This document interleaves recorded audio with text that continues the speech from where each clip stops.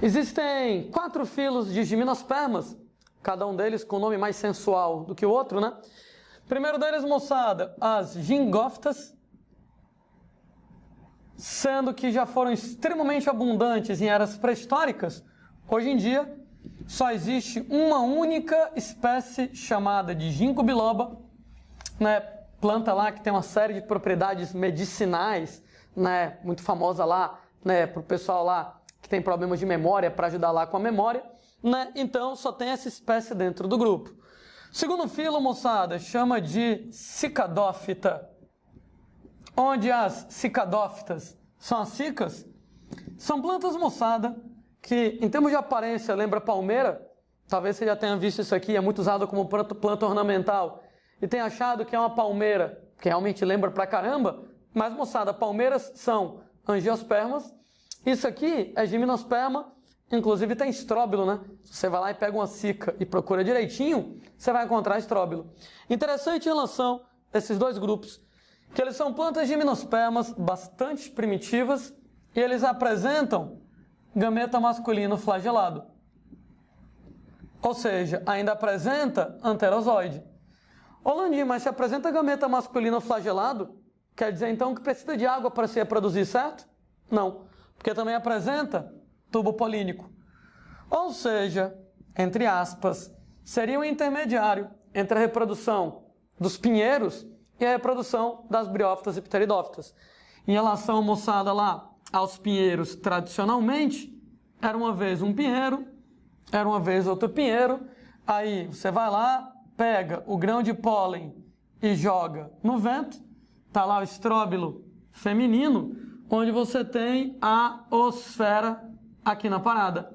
Quando, gente, o grão de pólen chega, ele fabrica um tubo polínico, e o tubo polínico, ele cria uma conexão entre o grão de pólen e a osfera, de maneira que o gameta masculino, no caso lá das gimnospermas mais avançadas, por assim dizer, né, você tem lá o núcleo espermático, ele escorrega pelo tubo polínico até a osfera.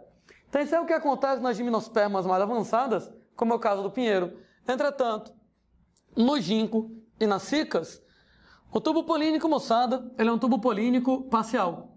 Ou seja, o vento leva o pólen do mesmo jeito, o pólen chega, mas, moçada, o tubo polínico não liga completamente o gameta masculino ao gameta feminino. Ele só vai até o meio do caminho, por assim dizer. No que esse tubo polínico parcial só vai até o meio do caminho, o gameta masculino vem pelo tubo polínico, acabou o tubo polínico.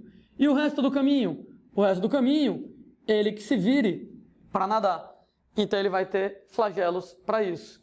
Notem que não precisa de tanta água assim, né? Porque não precisa de água no meio. Aquele tantinho de água que tem dentro do estróbilo feminino, que tem dentro do corpo de qualquer criatura, é suficiente, moçada, lá para o gameta masculino nadar até o gameta feminino. Então, nas gimnospermas mais tradicionais como o pinheiro, o tubo polínico ele é completo e ele liga o pólen até a osfera, de maneira que o gameta masculino não tem flagelo, ele vai todo o caminho dentro do tubo polínico. Nos gingos e nas cicas, a gente vai ter um tubo polínico que só vai até o meio do caminho, e aí, quando acaba o tubo polínico, o gameta masculino flagelado que se vire para poder nadar até o gameta feminino. Né? Volto a dizer, não precisa de água do meio para reprodução, aquele pouquinho de água que tem lá dentro já é suficiente para a planta se virar. O terceiro grupo, moçada, o terceiro filo de plantas gimnospermas é o mais importante, o grupo lá das coníferas, né? Que inclui, moçada, lá os pinheiros do gênero Pinus, ciprestes, abetos, bétulas, sequoias, né? O nosso pinheiro do Paraná, a araucária e etc e tal. Então, basicamente, moçada, as gimnospermas mais tradicionais.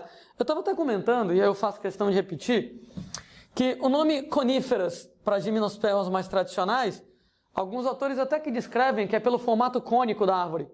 Calma. Nesse caso, moçada, nem todas as plantas coníferas têm formato cônico.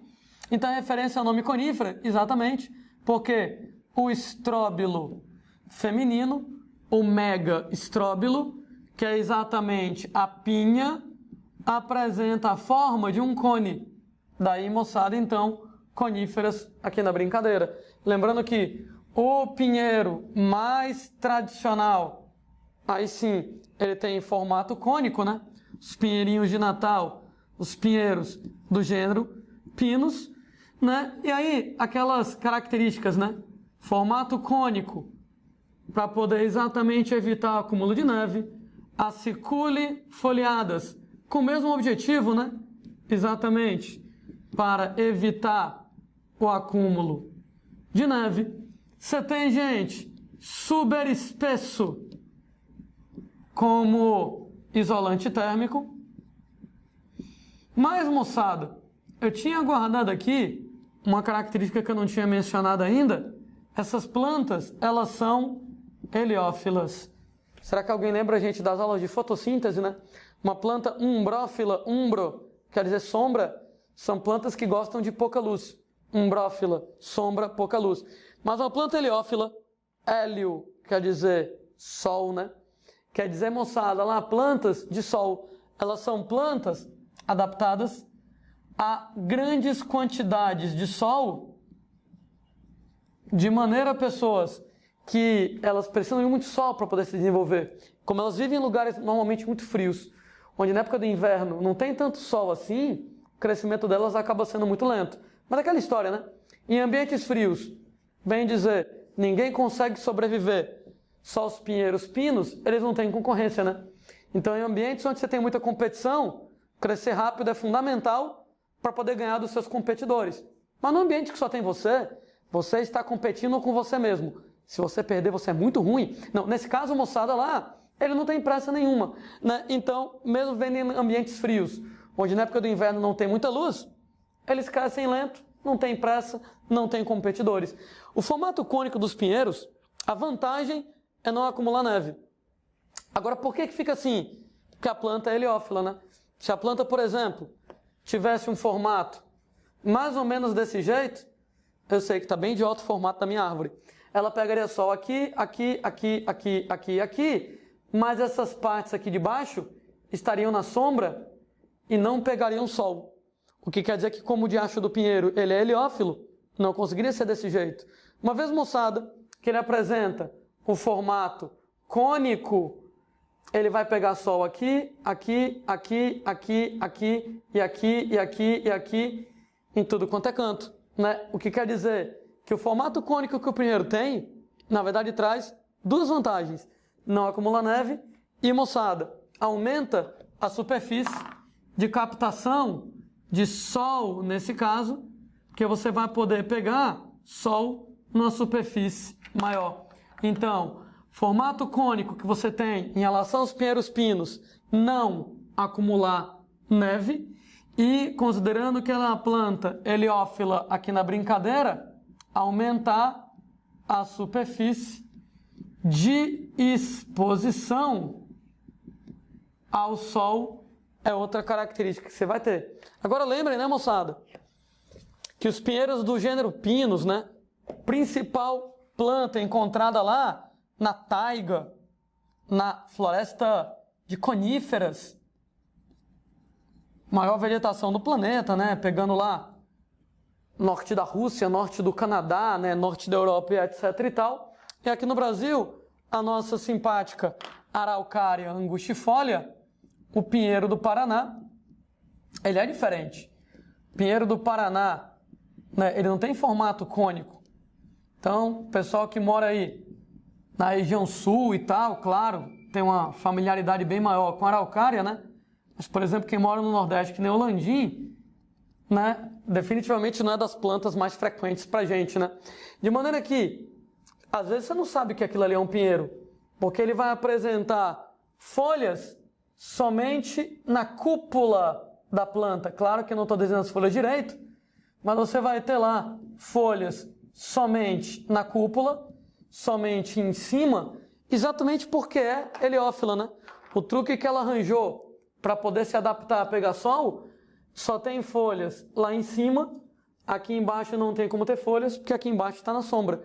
Inclusive, a tendência é já essas folhinhas aqui caírem, porque na sombra elas não conseguem se virar. Elas precisam de muito sol, característica lá das plantinhas desse grupo. Nós temos algumas plantas dentro do grupo lá das coníferas, chamadas de tachos, onde os tachos, moçada, eles são plantas que apresentam a estrutura chamada de arilo. O arilo é um fruto parcial, né? Colocar entre aspas bem grandes, tá? Um fruto parcial, ele vai lá e envolve parcialmente a semente. Ele tem um papel semelhante ao que acontece no fruto, né? Atrai animais que comem o arilo e leva a semente para longe, né? Ou seja, qual é o papel do fruto na angiosperma? Dispersão. Esse grupo aqui de coníferas já tem um negócio parecido com isso. Landim, por que você não chama logo isso aqui de fruto? É porque o fruto, ele envolve a semente completamente. Tá lá a semente, o fruto cobre a semente toda. E o arilo, ele envolve somente parcialmente a semente, parte dela está exposta. Além disso, a origem é diferente, né? A origem lá, né, da estrutura lá do arilo é diferente da origem do fruto. Aqueles casos de convergência evolutiva lá das aulas de evolução, né? De qualquer maneira, quarto e último dos grupos. Plantas chamadas de guinetófitas. Guinetófitas. Nenhuma planta, moçada, muito popular para a vida da gente.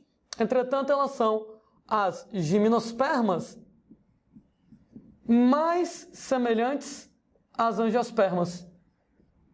São as que são evolutivamente mais próximas das angiospermas.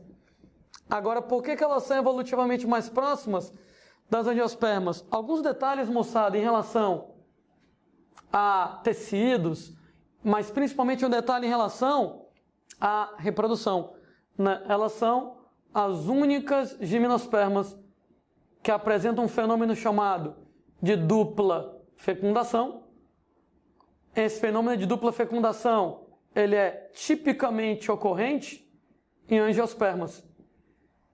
O único grupo de gímenos que tem dupla fecundação, que nem os angiospermas, os guinetófitos, e aí os guinetófitos guinetos, guinetáceas, chame como quiser, são considerados lá as gimnospermas mais próximas às angiospermas.